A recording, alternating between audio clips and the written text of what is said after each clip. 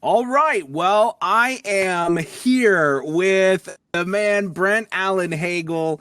Welcome to A VO's Journey, my friend. Welcome, welcome, welcome. Thank you for having me. Excited to be here. Yes, man. I have to say, for those of you who have followed A VO's Journey for a long time, Brent holds a very special place in my heart just because he was the guy who gave me a shot a long, long time, years ago.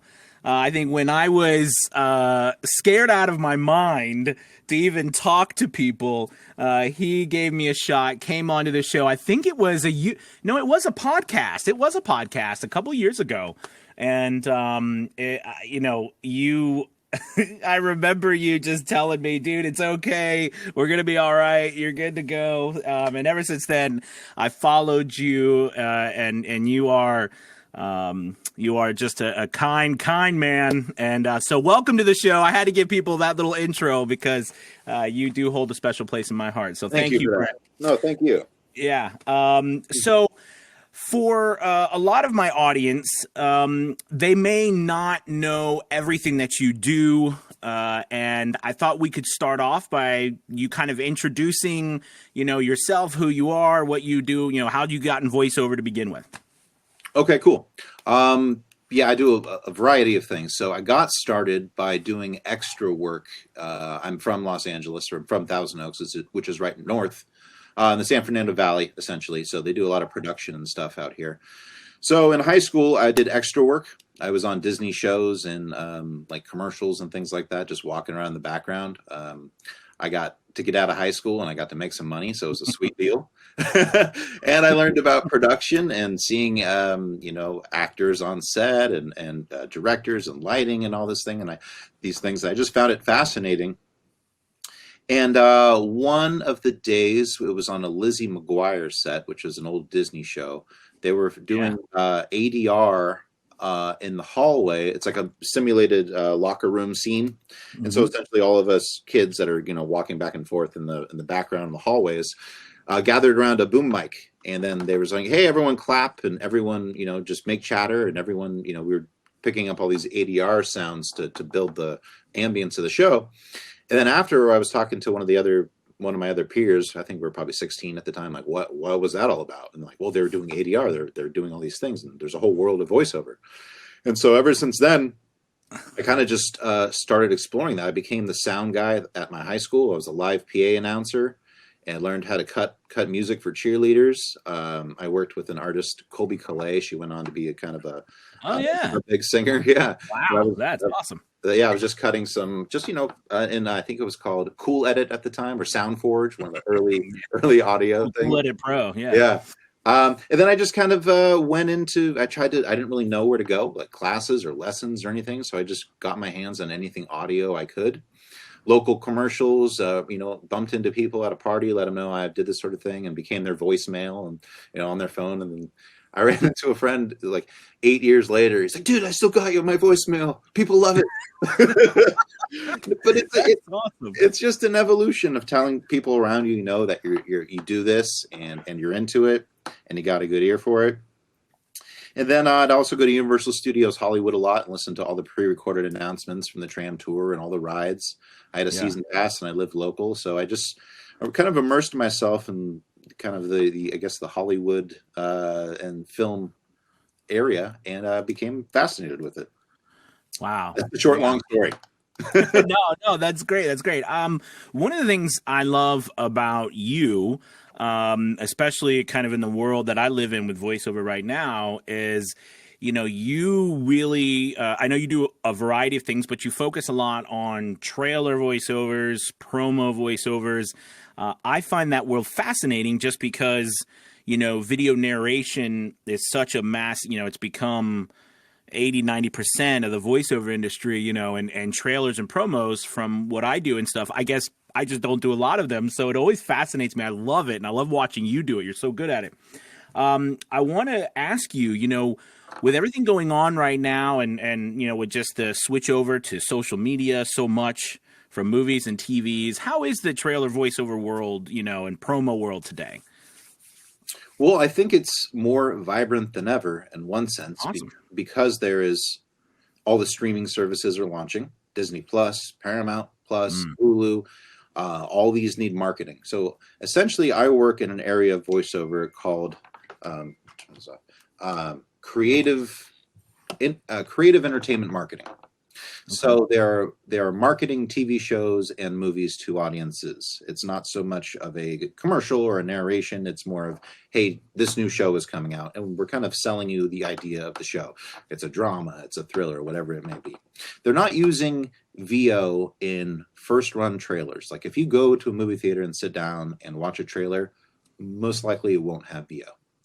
They're Right. using VO on the marketing campaign on TV and radio to get you to go see the movie. Gotcha. So those are called TV spots. So if you go on the YouTube and you type in so and so movie, the name of the movie, then TV spot after it, you'll see they'll probably make 1 to 40 of those TV spots, cut downs, and different. They're showing one pitch is for kids, one pitch is for young adults. So they're targeting different demographics with the different versions of the cuts. As far as promo, yeah, again, same. All these networks are launching, and I brought that up because the networks or the streaming services are also playing movies. Like HBO Max is doing both same day. So that we're entering this weird time of going to a theater is becoming voluntary due to COVID. Yeah. Nobody knows if the plan is for it to be like that in the future or for it to go back to theaters. And that's a whole rivalry. But so right now, when you're voicing something, it'll most likely say and streaming same day on so and so service, or on demand so and so service, or it'll say only in theaters. They'll make like a specific point to let you know you have to go to theaters to see this. Right. But yeah, I think as long as we continue to make movies and TV shows, there'll always be a human actor that needs to relay the emotions of that film to an audience in order to get viewership. And that goes to your question number 6, which we can get to later. Yeah, I was looking at that. I was like, yeah, that's a pretty segue. But I still want to get back to the evolution that you've gone through personally. Oh, sure. Because I think it's inspiring for people like me too, because I started not really knowing anything about the voiceover business, and I'm building my way up, and then seeing you and following you, and then seeing your evolution to what you do now from when I first started following you is really wonderful. It's incredible. So talk about, if you would, now everybody knows what you do and everything like that, but your evolution between starting your voiceover business and from being the trailer guy and the promo guy and doing the old things back on Instagram to where you are now, and you have a studio, and I'm not sure if it's an agency or studio, but you definitely represent people, at least I see. So talk a little bit about that. It's really exciting because I think a lot of people, I know for me, I'm really blown away by what you've been able to accomplish. So I'd love to hear about that from you. Okay. So yes, Trailer Voice Artist Agency is a licensed talent agency in the state of California. So I run a talent agency, but I operate as a management company because I'm not SAG franchised. Okay. So I find the jobs, I connect the jobs. If it's a union job, their agent will process the work. So I work in tandem with a talent's agent. So I'm kind of a headhunter. So I'm a connector of talent to buyer. Gotcha. So I started wanting to be a voice actor. I didn't know what that meant. And as I started exploring it, I tried all the different genres, phone systems and narration and commercials and promos and trailers and all of these things. And auto dealerships, you name any type of voiceover, I've done it. And I tried it all, and I just picked what made me the happiest. And something that I enjoyed the most, and that happened to be the promo and trailer genre. For some people, it's video games. For some people, it's other things. This is just what I happen to have the most passion for. And if I'm going to live this life, I'm just going to do something I love every day. I'm not going to, because I had to do a bunch of stuff I didn't want to do to get where I am. Like I flipped hamburgers for 2 years straight to make money for voiceover classes. I have no sympathy for people who are like, oh, I don't need to take a class. Yeah, you do. And you need to work and spend money to do it. Okay. Well, you have to pay your dues. So anyway, I paid my dues. I went to a lot of voiceover workshops. I spent many, many nights washing dishes and waiting tables to get this money to go to work with a lot of teachers here. in Los Angeles. I signed with my first talent agency. I got a few small gigs. And then I started realizing that I need to market on my own. I had not realized that yet, that I am running my own business. I wasn't aware of that business side. I was just an actor who was, waiting for my phone to ring because my talent agent is supposed to, go out there and hustle jobs and call me every day with jobs. That's what I thought happened. I didn't know any better, Yeah. So I realize that is not so much the case, and that the talent agents, although that they may be doing some outreach, they're already working with a lot of established clients that and they're necessarily handling the booking and the billing for that. They don't necessarily have to market as much because they're established talent agencies and have been around for 15, 20, 30 years. Like, producers know where they are and they know where to get voices. So, and every talent agent it could be a single person like me, or it could be a team of 8 people that, and all those people have connections. So anyway, back to me. I worked on all these different genres, and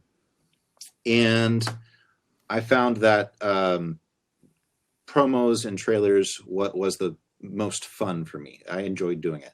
I still do commercials and I still do the other work, if it's something I agree with, I pass on a lot of stuff. If it's not for my voice, and I work with a lot of voices, so I know, like, there's a lot of people out there that are really good for certain jobs. Mm-hmm. So if I look at something and I'm like, oh, so and so, and they probably got this too. Like they're just going to demolish this thing. Not saying I don't want to compete with them. I'm just saying I know the level of talent that's out there. Yeah. And if I see something and it's for me, then I'll give it a shot. This comes back to running the agency. Yes, I'm an agent and I'm also a talent, but like I said, a majority of things are not written for me. 95% of things are not written for me. They're written for a particular voice I know in my head. And my value is giving the client the best voice for the job. I think that's the most important thing. Because again, they're going to look good for their bosses. They're going to look good for their customers. There's kind of a knack I have for getting to know talent in the waiting rooms at the talent agencies, getting to work with talent when I started coaching. I know a lot of talent. I work with a lot of talent, and there's just so much work out there that there's enough for everybody. And I think I love that. Once you know what it is that you want, once you Mm-hmm. know what it is your voice is, then it'll just be so much easier for your management or for your own branding to just, kind of make your mark or your hole in the industry and just really go for those jobs that are perfect for you. I kind of digressed from the actual from my journey, but I just want to kind of explain my thought process as to what it is that I'm doing and why. I'm really trying to build the next generation of great storytellers for promo and trailer. Just because no one's really doing it, not to an official extent, at least. I mean, there's existing companies out there that may get this work, but I don't see any sort of talent development programs. I don't see any sort of educational resources. I don't see any sort of, hey, work with this producer, they'll tell you exactly how to do it. I just don't see a lot of that in an official capacity. So I've created also a workshop system, and it's something that I wish I could have put myself through in the past. And I sit in on every session. I'm still learning daily. I'm still growing. I'm observing talent, putting people in a workshop with 12 other or 11 other artists that are all at different levels. I've just witnessed it. Accelerates the growth and success of an actor immensely. You're reading with and along with people that have been doing it for 10, 15, 20 years, or maybe this is their first session and they're just they don't really know what's going on. But what better way to learn than just doing it? And there's no school for this, which has been kind of an issue. So Trailer Voice Artists is a talent agency. It's also a talent development company. And then we built the studio/office to run it out of. I love that. I've said it many times, and I really do feel what you are. I've always looked at myself as a lifelong learner. I love to learn, and when you look around, we do have a continual flood of people coming into the industry, and there really is a lack of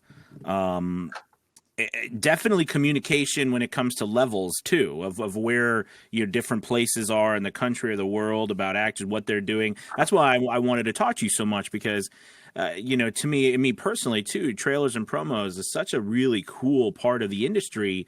But I think a lot of people view it, because they don't know any better, as being something that's like over here that, I don't even know anything about that. And this kind of leads me into my next question to you, which is, knowing what you know now, my audience, I have a lot of people who are just starting out or trying to grow their business. How would you recommend specifically someone now, and I know, and again, a lot of them are not in LA or New York.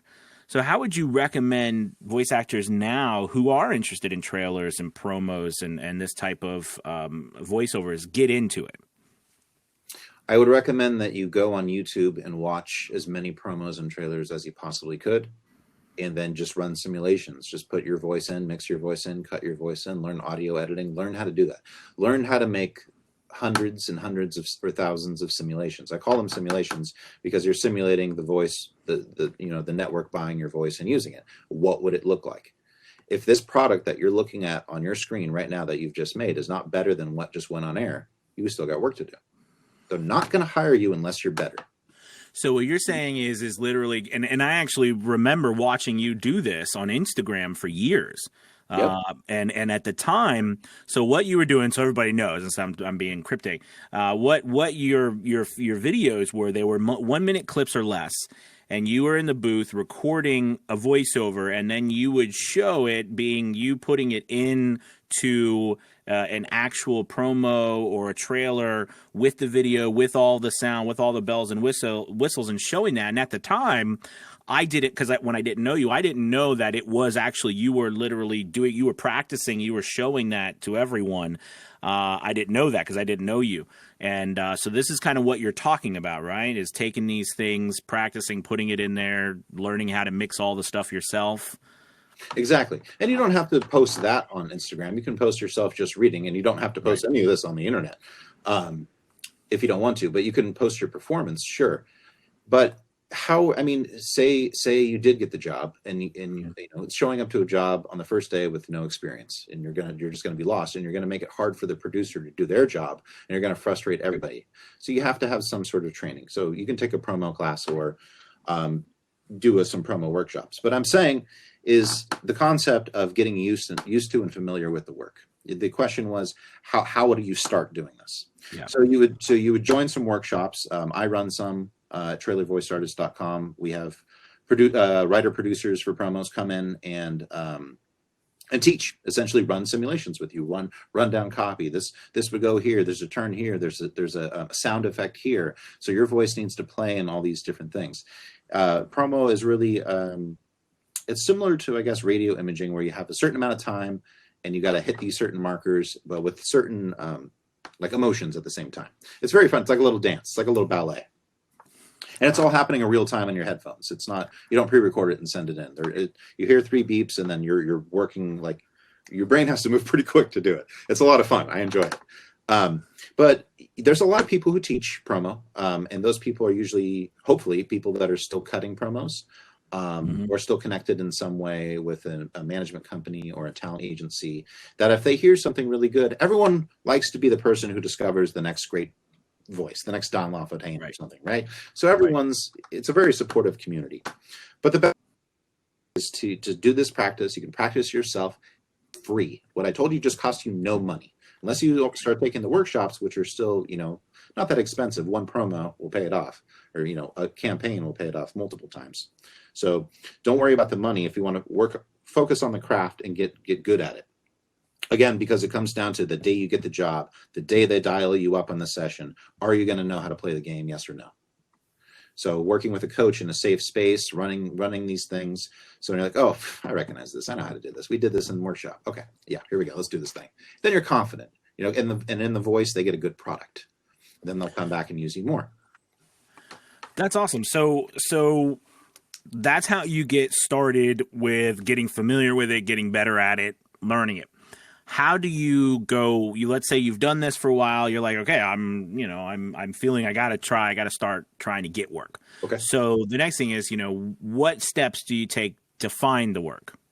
Well, it depends on what promo means to you.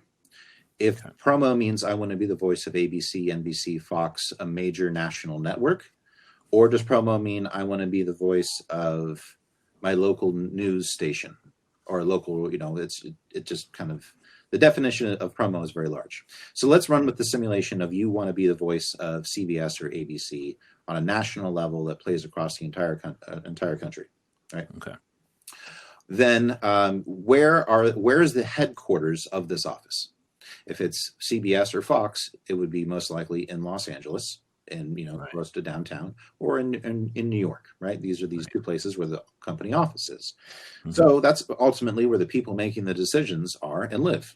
So it would make sense if I were to get an agent as close to that building as possible, because that agent, voiceover agent, most likely knows people inside that building. Right. So if I wanted to work with people inside that building, I would connect with that agent who knows people that work inside that building. So the answer to the question, I was going a long way about it just to kind of show the logic, the thinking. That if you want to work for a company, find out where their headquarters is and contact the closest talent agent. It seems pretty. Gotcha. It seems pretty. When you think about it, the proximity and everything. But yeah, most of this work is run through top talent agencies in Los Angeles and New York, because those are the people who have networked with the producers and writers and senior vice presidents of marketing at those establishments. Gotcha. So what about the local level? Is it the same thing, the same type of thing? I don't think so. I think there are some agencies that represent imaging voices across the country. So they'll just have maybe a deal with all of the Fox affiliates across the country, or all of the ABC affiliates across the country, in every major city for the news stations and things like that. So then you would still need to be with one of those talent agents. But on a local level, I would just write a nice email or make a phone call and show them your demo and try to sell yourself. It's a personal sales job. That's VO is a sales job. It's a marketing and sales job. That's the whole thing. It's a marketing and sales job. 99% of the work is that. 1% of the work is that day you get to show up and actually voice the thing. Like that's the reward, is getting to voice it. Right. Yeah. No, I love that. And I wanted to, you mentioned the agents and talent agents and stuff. And I know there's a big, and even me, I know throughout mine, I don't have an agent, which is no honest particular reason other than I just don't, because I've never gone after one personally. But is there, what are you seeing from the sense of agents? Is that, and I apologize for maybe my naivety, but is agents and agencies still, are you I guess the battle between agents or agencies and independent people? Do you see any? Is there fighting there, or not? Fighting's the wrong word, I guess. What are your take? Because I know you're on the agency side, and there's a lot of people on the independent side. So I guess what my question is, what are you seeing there where you are, as opposed to agents and independent representation? I understand the question. It's a good question. So there's two different ways to do this, because you have to understand how the system is set up. And again, I like to explain this to people, because if you don't know the rules, you can't win at the game. And so I will explain to you how the game is played. So I am Honda, and I want to launch a massive campaign. So I'm going to contact 3 or 4 advertising agencies and say, I am Honda. I have a lot of money. I need you to build me a campaign. I want to launch it on radio, TV, web, worldwide. So I'm going to go after 4 advertising agencies that I know and have them all pitch me back a campaign. And I'll sit in the boardroom and I'll watch these advertising agencies come in and pitch me all the different ideas they have. And I'll pick one. So you guys got it. You got the campaign. And they'll say, okay, we're going to run, we're going to go shoot 4 TV commercials that are 30 seconds long, and we're going to make 15 radio ads, and we're going to target these markets, and we're going to do all these things. It's going to be awesome. Okay, we have all this shot and done. Now, since I am a big advertising agency and I have a lot of money from Honda, I'm going to contact a casting director for voiceover. And I've already contacted a casting director for on camera for the other things. But now it's time. We're about to ship, right? So I'm going to contact a casting director who is a great friend of mine. We've worked a long time together. And I'll say, hey, I got the Honda campaign here at the agency. We need voices. We need auditions for this Honda campaign's going global. So then they will reach out to the local talent agents around them. So let's say we're LA based. So they'll probably go to, they'll probably send out maybe 6 agents, maybe 7, and each will probably audition I don't know, 100 people, maybe more, 100 people, male and female, Wow. depending on what they're asking for. So right now we're about 700 auditions this casting director is going to listen to. And I'm being very conservative in that number. Wow. So now a casting director, they listen to the 700 auditions, and then this is a union job specifically is what I'm talking about. And then they'll pick their maybe their 10, top 10, and then you'll be shortlisted. And then those top 10, they'll notify the agents of those top 10, hey, you're on hold. They're going to take those voices and go pitch them back to the advertising agency. These are the 10 as the casting director I think are the best for your campaign. And they'll say, okay, yep, okay, we showed it to the client. Client likes, Samantha Smith. Right. So, okay, all right, I'll give Samantha Smith's agent a call, and we'll set up the record date. So that's how that flow works, all the way from the idea of a big major company down to an actual voiceover being cast for the role. I think explaining that to people, no one just sits down and says, hey, this is how the game's played. This is how it works. Right. You just kind of figure that out over time. But as far as your question, that's a big union job that I just described. If I was a smaller advertising agency, I can just go to Fiverr.com or any other place and get a voice same day. Yeah. And then I can present that to my client. They like it or don't. Right. So it just depends on the scale at which you're after. If you're after a worldwide brand campaign, that can obviously pay more money. Then you go with the casting director, LA talent agent route. If you're just trying to make a living as a voice talent and work on commercials on pay-to-play sites, it just depends on what you're after. There's no shame or anything in either way. Like you could wait around for years with a big agency and not get a single campaign. Whereas if you were working on your own, you probably would have done 30 or 40 spots. Right. No, absolutely. I had to. Okay, so you brought it up, so I just have to ask. With Fiverr, this is a question, and I have my own personal opinion, but I want to ask you. Do you see there's this idea that people who participate on Fiverr or pay to play sites get some sort of bad name when it comes to agencies or different people looking for voice talent? Do you, just from your experience, have you experienced any of that? Have you heard any of that kind of stuff? I mean, I think it's probably, and I would imagine so much has changed because over time, maybe 4 or 5 years ago might be different. But do you know what I'm asking? I do. I think the fear is the race to the bottom, where I think they literally think that you're selling your voice for $5. Mm-hmm. I don't think they understand that you can attach packages and get it up to $150, $200, $300, $400. I don't think they know that you can get it up to fair market value through the Fiverr system, that it's a platform. I think most people that would say something like that think they sold their voice for $5 when it should have been $2,000. Right. And that and it was of close quality. And so I'm here, struggling, trying to charge my rates when some other person got the job did it for $10.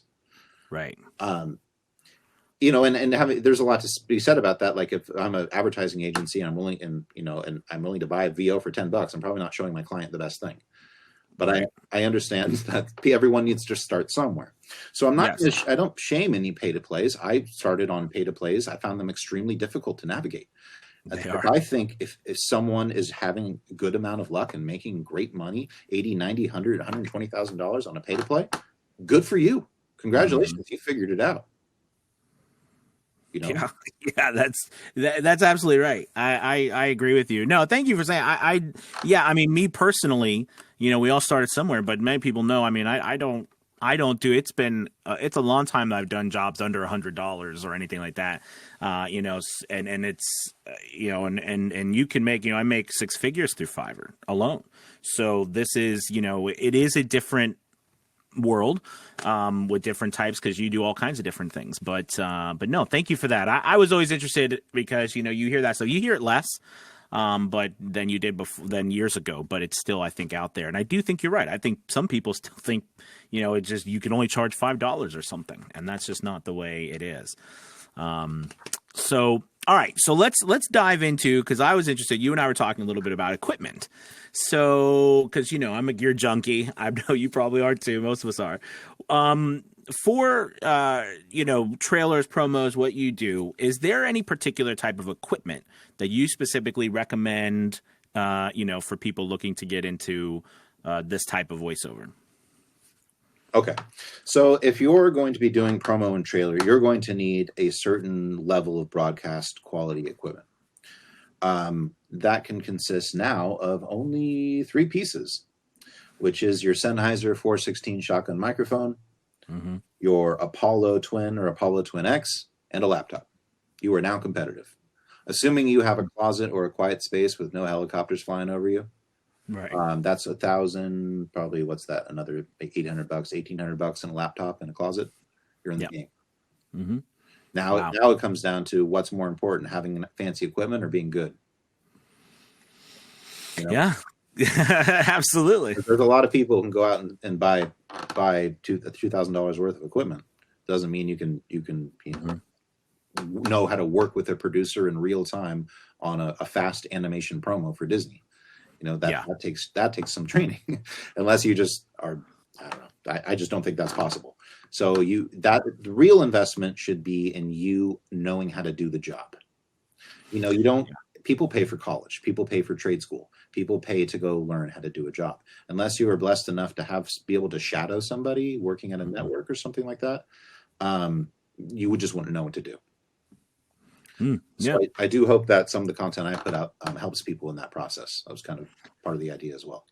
Yeah, no, absolutely. And so with the equipment and everything you just mentioned and the training, with COVID and everything, are you seeing the reemergence of people getting back into studios? 'Cause I know, I watch you, I know you get studios, but is there still, or is it, we'll never go completely back with like Source Connect and IP Diddle and all that kind of stuff like that? What is your thoughts on connecting? Because there's, like we were talking before, there's not everybody's in LA, not everybody's in New York. So they can't get to studios, but they might work. So what is your take on what's happening from COVID-19 moving forward with studios and working from home? Okay. I just want to say real quick that you don't need to live in LA and New York to do trailers. A lot of people don't, but their agent is here. So their agent is here and they have the connection. They can work from Florida, or Ohio, or wherever. It doesn't matter. Love that. Thank you. Yeah. So, sorry, remind me of the question. I just wanted to, that tangent popped in. Yeah, your thoughts on from COVID moving forward with studios and home studio. I think animation and video games opened up on a national scale due to it. I think that video games will probably stay that way. I think animation, the art of having multiple people in a room for chemistry is something that cannot be replicated via Zoom. So I think as soon as possible, people are returning to record TV shows. I think as soon as that vaccine comes out, I think things will pick up pretty quick in Los Angeles. And also actors and producers like to work together. They enjoy that process. For the promos, there's no time to do that. A promo session's like 10 minutes. Hey, what's going on? Yeah, how's the leg? Okay, let's do this thing. We got 4 of them. Okay, see you later. Bye. It's like just, right. We got to, they don't have time. Commercial sessions, I have seen them happen in person. On the brief, it'll say can come in if they desire, but if they want to work from the broadcast studio, they can. The advertising agency won't have to pay for studio time, so that's going to affect a lot of local Los Angeles, studios who that was their bread and butter money. So right. A lot of things have shut down and been rearranged, and entire talent agencies have disbanded, and so a lot of things have changed. But I think wearing a mask, showing up, and everyone's pretty safe here, so if they want you to come in, they'll do it. There's really no reason for a commercial or maybe a narration session, just because it's going to be long. But I see everything happening from home. It's just so much more convenient and quicker, and you have your own equipment set up. They don't have to pay. I mean, maybe they pay for a studio engineer. If you just send them the files, they don't need to do that.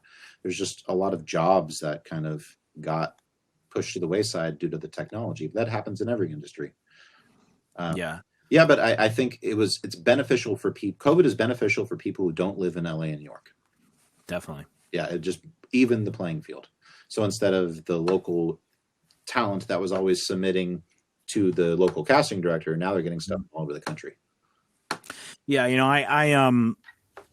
I will say that I do think that it is good, like you were just mentioning, for people not in LA and New York. But I do think that being in the theater as long as I have been, and being a director and an actor, and there is something special. I wish people could get that experience of working with a director, working with someone who can help you find something that you don't know is there, and there is something special about that, and I do miss that myself, just working alone, because we direct ourselves.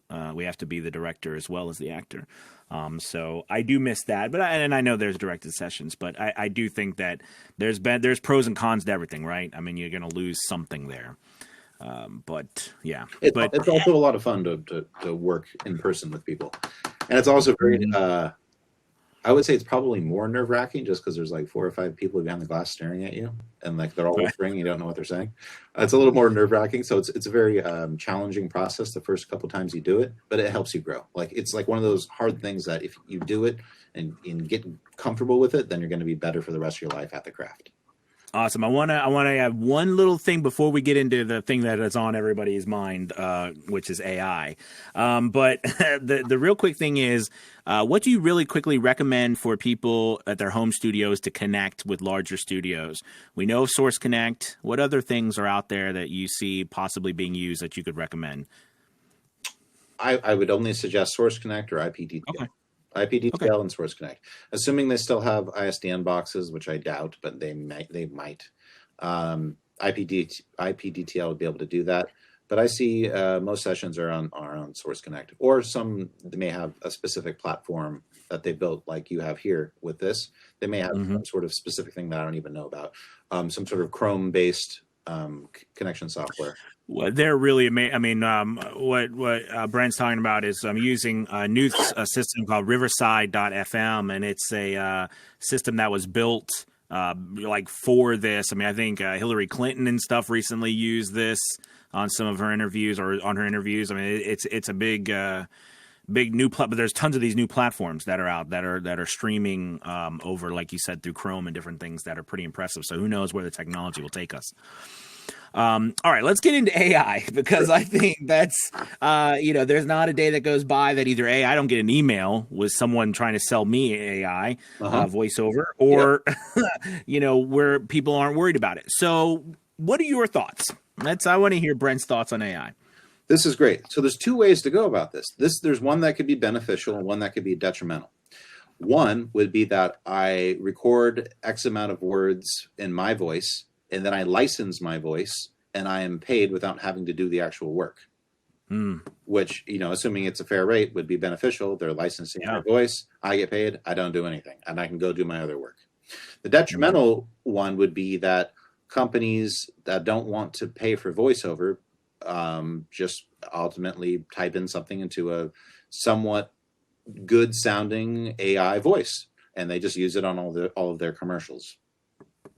So my thoughts on that is, knowing the people who create content, they're too artistic and clever and creative and enjoy working with voice artists that they would probably not go that route unless the advertising agency just said there is no budget, you have no choice. Even then, I think they would probably push back. But I can see it if I am a small business owner and I don't have a budget for a voiceover, or even know or care what that is, just because I have no experience in that. I'm just paying, Tony to shoot my video and put this thing on YouTube. Like, I don't know. I think that's where an AI voice is probably something they would use, just because they don't know any better, or the budget isn't there. So I'm saying, like, probably local stuff, maybe regional stuff might get hit, but definitely. And you might see it creep into mainstream stuff as they kind of experiment on the public with it. Right. But then they'll probably run focus groups and all kinds of stuff to see what people thought of it. I actually saw AI in a trailer on social media. Mm. but it was kind of about an email. The trailer was about emails and things like that, so it made sense in the context. And I was like, did they Hmm. just use an AI voice for this? And I was like, yeah, Yeah. they did. But then I actually watched the context of the trailer, and it made sense. Yeah. I know for me, I get a lot of jobs actually from people who have tried to use AI, and then they come back and they're like, "Listen, this is not we got to use a real person because they tried and they just weren't happy with it." So I do think there's a ways to go, but I like what your idea. And when I was talking to Penguin Random House Audio the other day on the podcast, we were talking about this too. This idea of licensing our voices for that purpose, because I do think, like, for me, I know, especially in long form narration or things like that, it's nice. There are some benefits to having, like, on pickups and things like that on longer form narration. That would be nice. You know what I mean? To be able to not have to call people into a studio again or something like that. Or So there are what, some benefits to it. or what if you can get an 8-hour audiobook done in 11 minutes because they have. Well, that's what, right. Right. I mean, it takes people, I always say that it takes people so long, but that's a challenge though, too, right? Because I think, like we were talking about storytelling. Sure. I mean, there's just the way you tell it, the way the different storytellers, and I just don't see anytime soon. I'm not saying it won't happen in the future, but I can't. It's just it's telling a story is so unique to the individual as well that it's very difficult to try to to recreate that with a robot. Just because there's got to be a story there for the robot to tell. The robot it doesn't understand unless a person is, So I think it's a ways off with that. Agreed. It would just be somebody reading words out loud. Mm-hmm. It would be a narration. It wouldn't be storytelling. It'd be a narration. Mm-hmm. I do like the idea of my voice being you. Like if I could license software myself and have it do a little bit of voice, you know what I mean? I think that would be great, and I would be for that. But I do say, and I do caution voice actors, and I don't caution voice actors a lot, but I do, because I want them to run their own businesses the way they want to. But I do caution them because there are a lot of some not nice companies out there taking advantage of voice actors and getting them to record their voices and then giving them rights to it. And then these voice actors are left not realizing that they've cloned their voices and everything. And so but that's again their business. But they didn't know. A lot of them don't know what's happening to them. Exactly. So yeah, that's a no-no. Then again, there would need to be some sort of agency, which like this, Screen Actors Guild, that has a team of lawyers that can go after those people. But if you're non-union out there on your own, like Anthony said, be careful. Yeah, it's definitely hard. I wanted to go into something that is very near and dear to my heart, and I know is near and dear to your heart because I know you've built an empire through, and that's social media.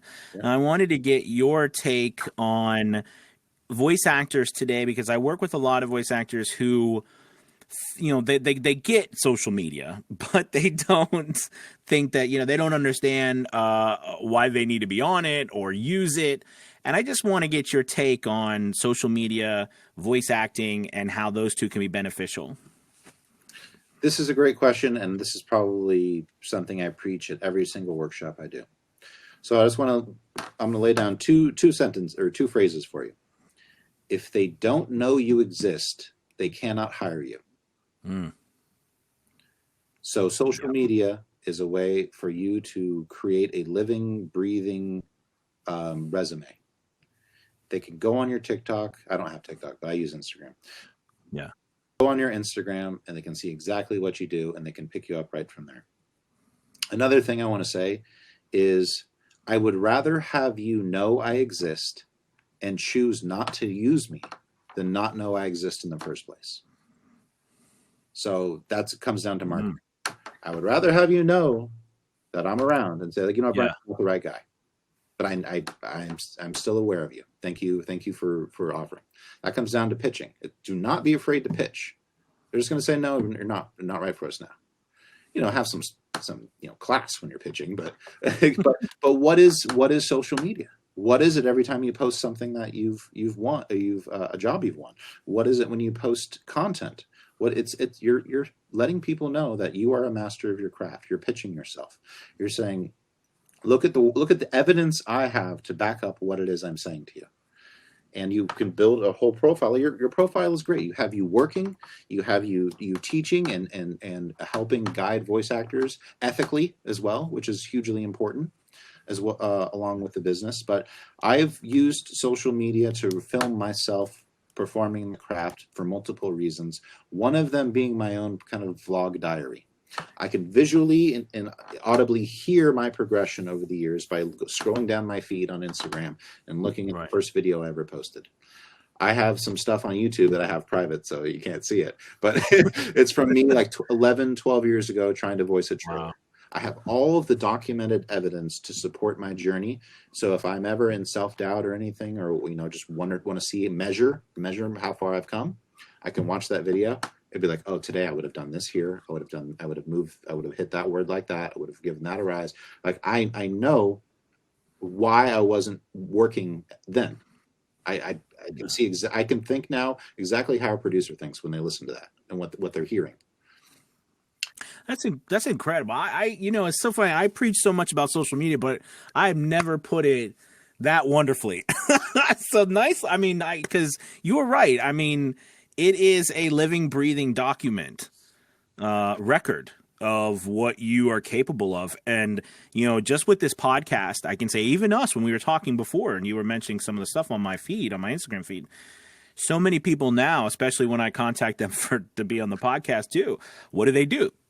They're going to go and look at my social media. And what do they see? They see all of the stuff I do. And all of a sudden now I'm like, oh, yeah, okay, well, this guy, yeah, I see it.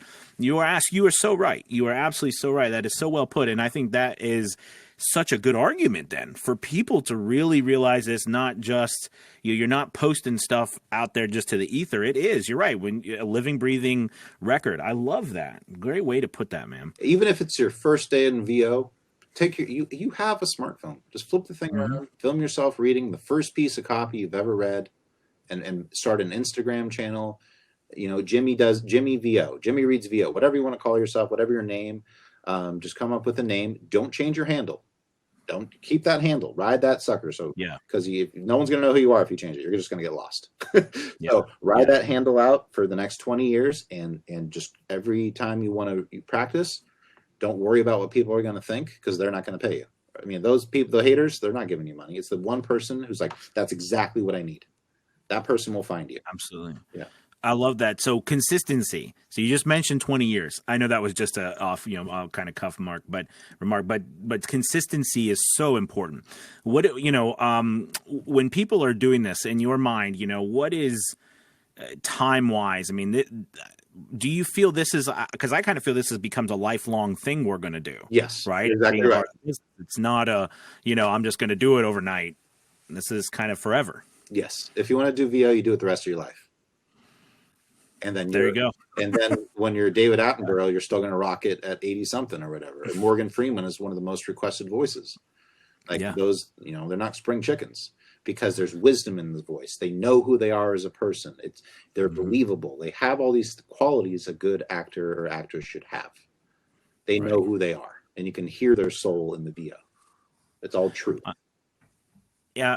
Listen, Brent, I'm, again, so thankful. You are one of the smartest people that I've had the fortune of talking to in this industry, and your teaching is wonderful. And that leads me to ask, tell the listeners how they can learn more about either reaching out to you. I know you do a whole bunch of really awesome, which, by the way, your workshops, what you have coming up, I was looking at some, I'm like, wow, this is great. I got to sign up. So you got some really awesome. Tell about it. so tell everybody, kind of what's coming up and how they can work with you or learn from you. So I usually teach personally just once or twice a month, kind of intro to VO, or most people want to learn about promos. So we kind of usually do that sort of thing, but commercial as well. I have curated a series of professionals that work in the industry or have enough experience, in my opinion, to give you credible advice about the craft. Very wary of people, talking the talk and not walking the walk. So everyone is currently producing or working, or a creative director or a producer, or who used to be a booth director or was intimately tied to the industry. So we have promo workshops coming up with Hallmark, BBC Network. I have I think I'm trying to get Fox Sports to come on, Awesome. Disney promos.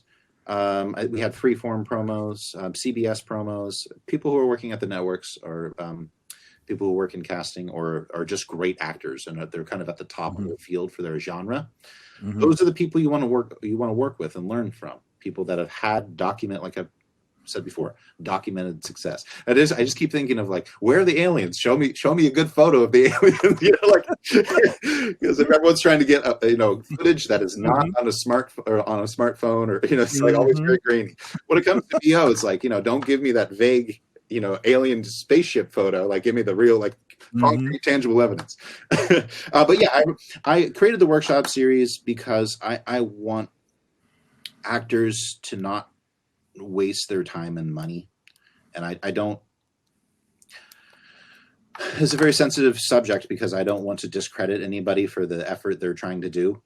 But I would rather have people that are going to be in my circle, or Hmm. people that I may need to source of voice from one day, to be well educated and to be very pressured and tried and really put through the paces by real working people, because the actual industry will not be polite to you.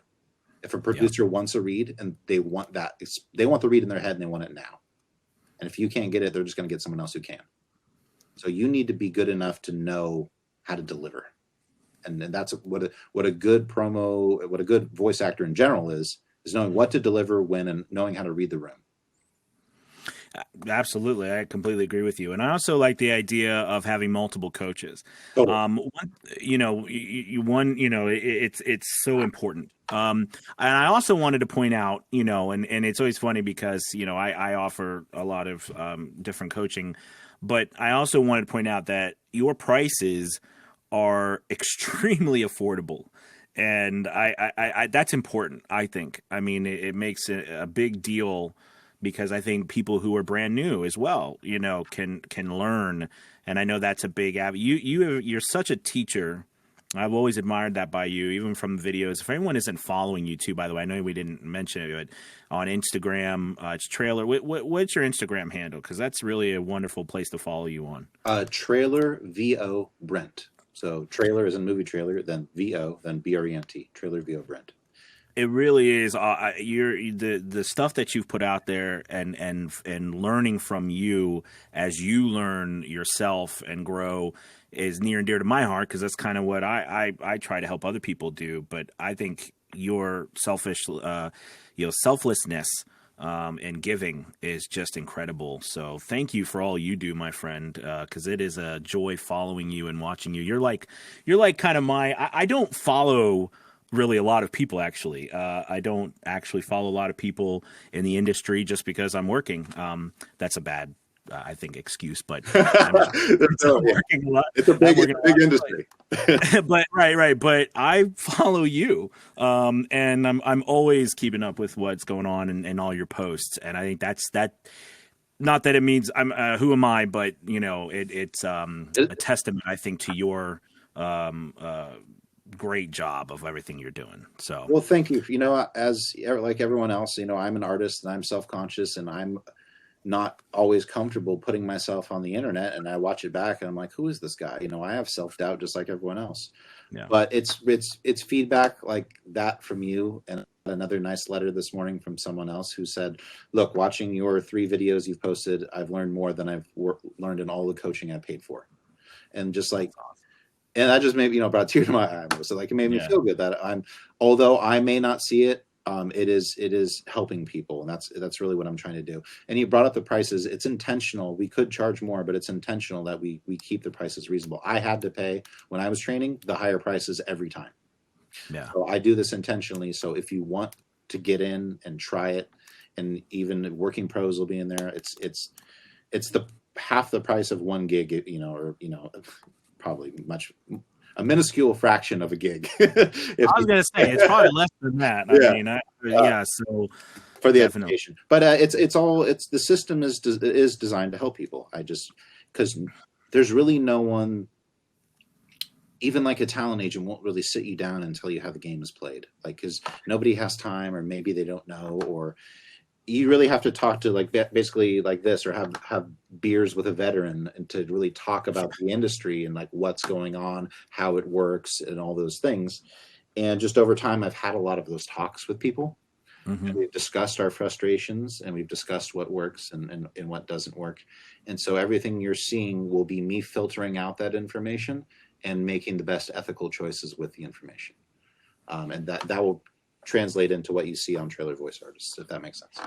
That makes a lot of sense. Brent, thank you so much for taking the time and your knowledge. It's always a joy for me personally too, not just for my audience, because I always learn.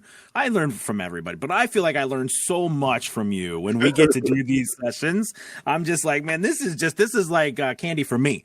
So I really appreciate it, my friend. Thank you for your time today. Thank you. You're very welcome. Thank you so much. All right, have a good one. All right, see ya.